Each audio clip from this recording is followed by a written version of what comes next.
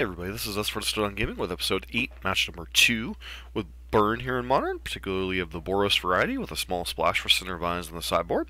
A lot of you have been asking what version of Boros do I think is the best. I honestly think this is pretty close to what I would play.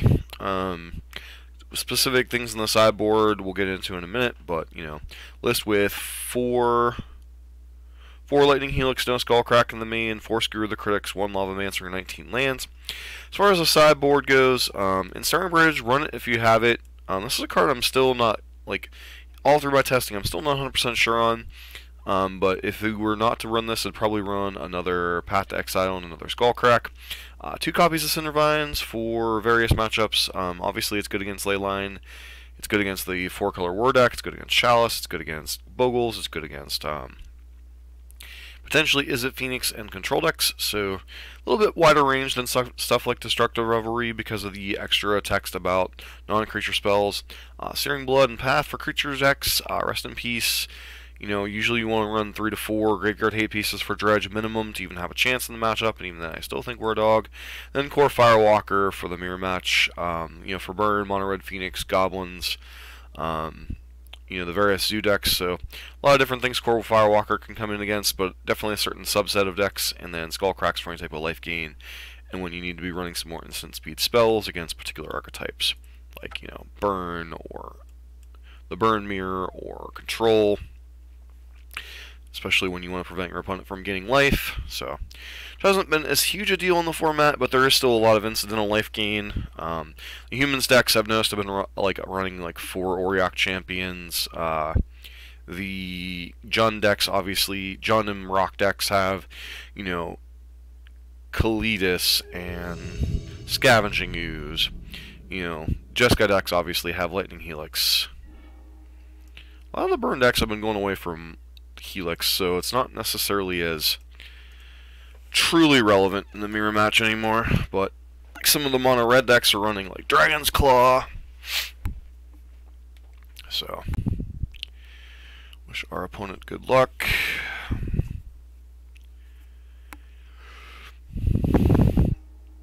This hand's not fantastic, but I think it's a keep.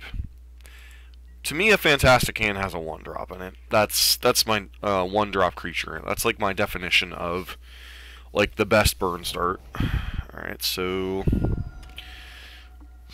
Control or Phoenix? Okay. Maybe Spirits? This is not the best hand against Spirits or Merfolk. Merfolk doesn't usually run fetches, though, so my money's probably on Spirits.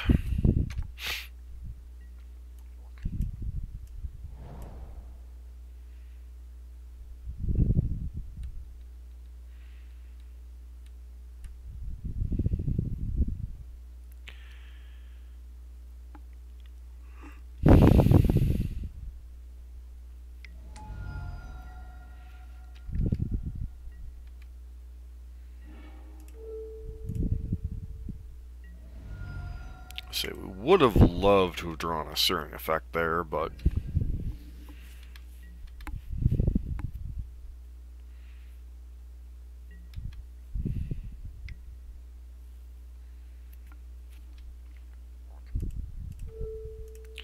so this is most likely a Mausoleum Wanderer, so we definitely want to flash this Boros Charm in right now. Oh, just another Noble Hierarch.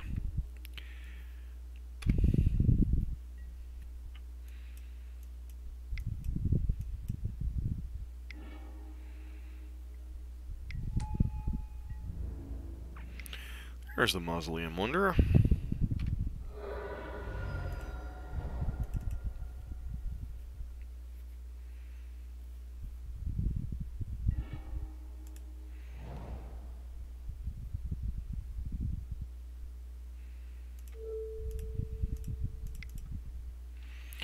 Go ahead and Helix that.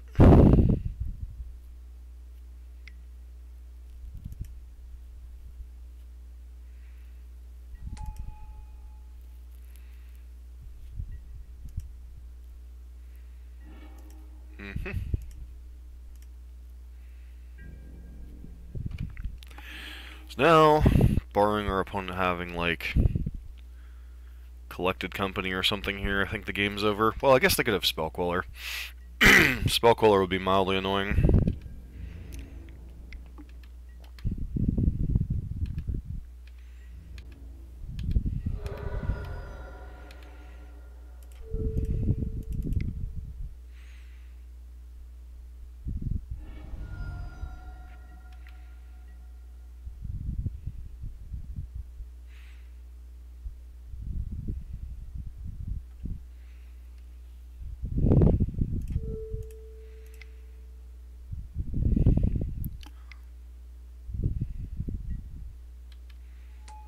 Of course, you have a blasted Spell Queller.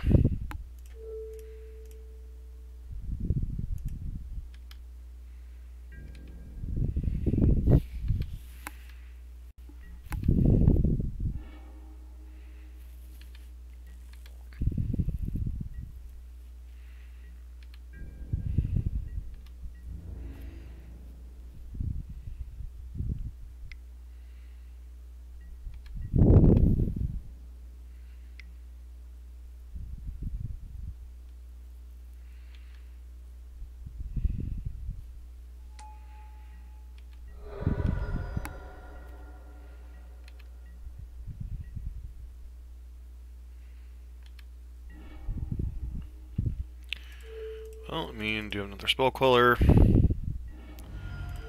Bolt you. Bolt you. Seriously?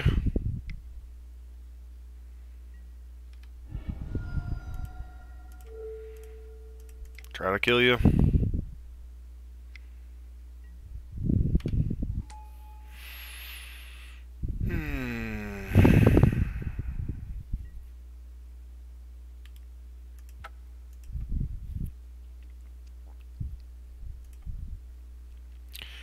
Must be nice, my friend. Must be nice.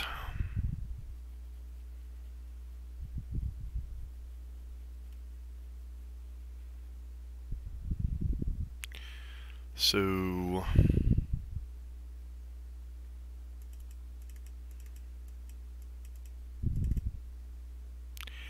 bring in Searing Bloods and pass.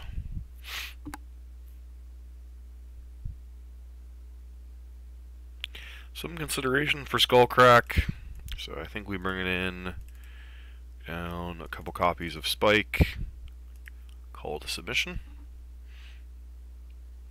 I mean, despite not having a creature start, we were pretty darn close to killing them there, so it's just them having 1 billion Spell Quellers and Mausoleum Wanderers kind of saved their bacon there.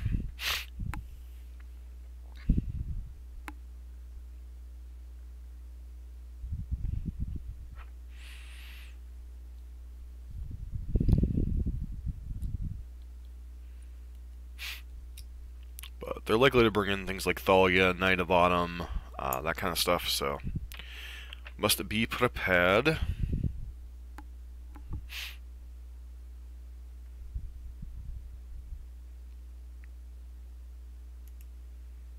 This is certainly a matchup we can win 2 times, but it is difficult to beat Spirits twice in a row in post-board games. Actually, I probably should have boarded out Eidolon now that I'm thinking about it. But yeah, this is definitely a hand we keep.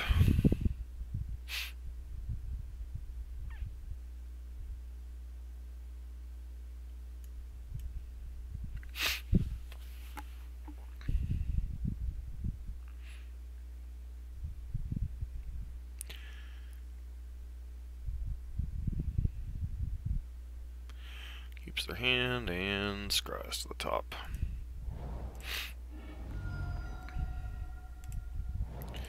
Yeah, wasn't thinking about Eidolon. Eidolon should have been a card we boarded out over some of the other stuff.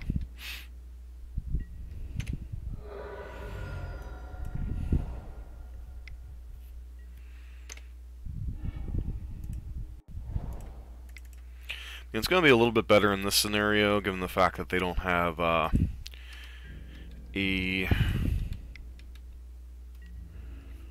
copy of Ether Vial. Let's say, and present Supreme Phantom, sure.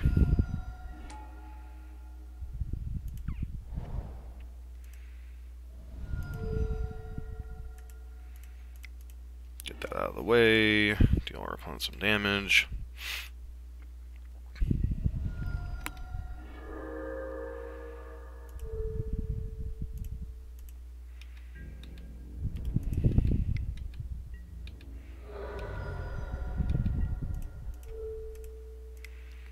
Put them to 10. Skewer doesn't always play nicely with Eidolon.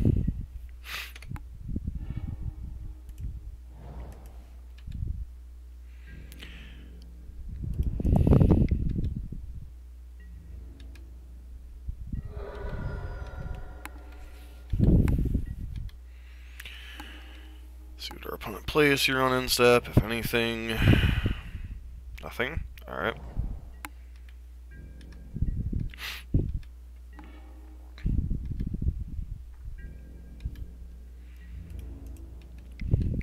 Smells like cocoa time. Yep. See what they hit here.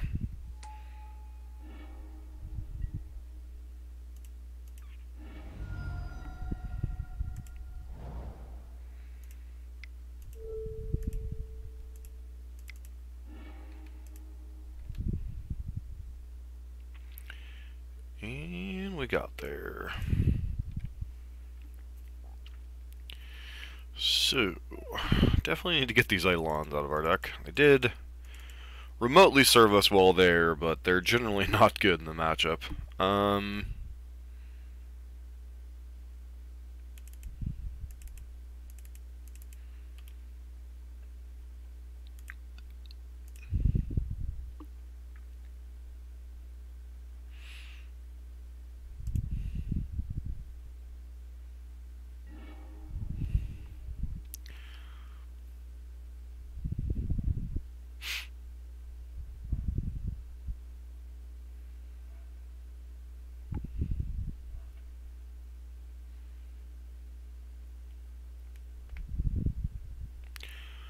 Come on, opponent.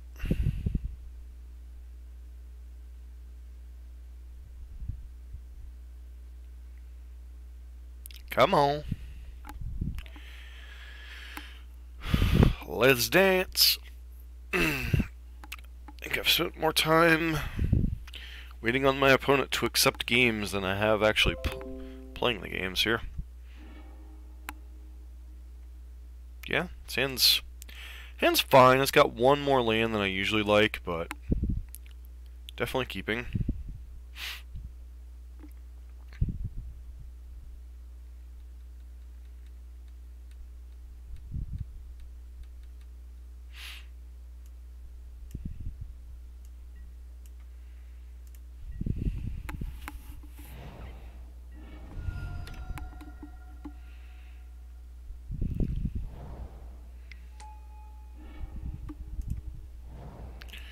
Now we've drawn way more lands than we want, so I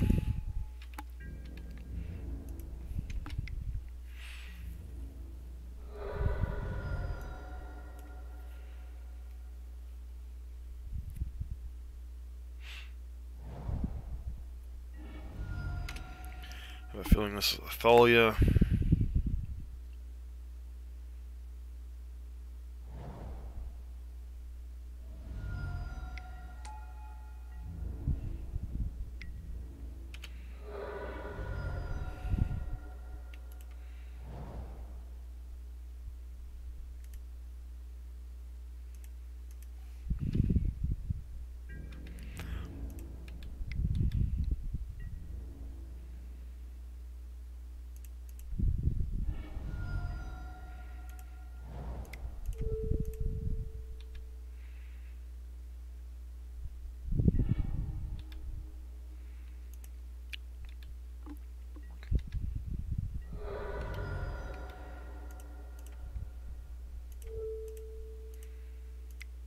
Get that off the board.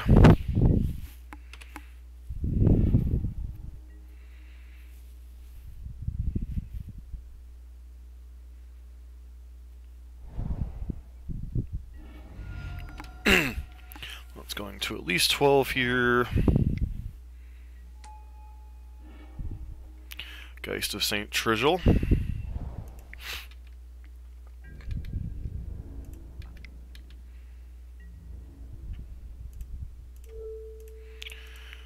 Unsurprisingly, no blocks.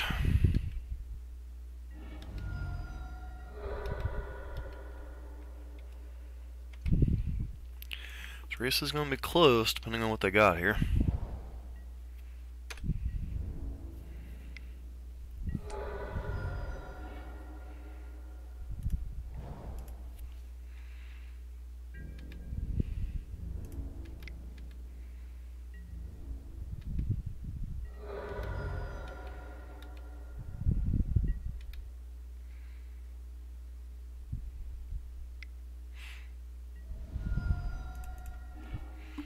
GG's, well played.